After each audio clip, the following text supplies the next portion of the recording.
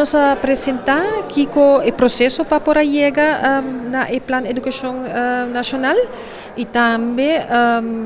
Kiko Asali fez resultado de toda consulta com os stakeholders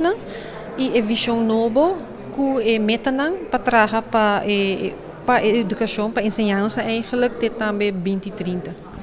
A visão está para toda geração, está encerrar muito pero também adulto há a oportunidade para ensinar segundo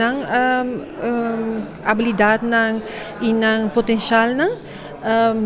para não por chegar para lograr a meta pero também para por trabalhar e viver de nossa comunidade e ajuda na aruba mais sustentável. Nós queremos agradecer a todos os stakeholders,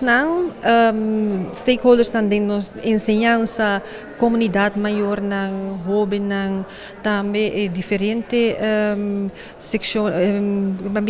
comércio, de natureza, de meio ambiente, também social. Dos tour partners eigenlijk na Aruba mesmo, quando nós trabalhamos com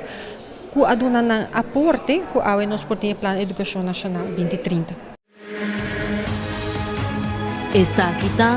é Arubiano, o website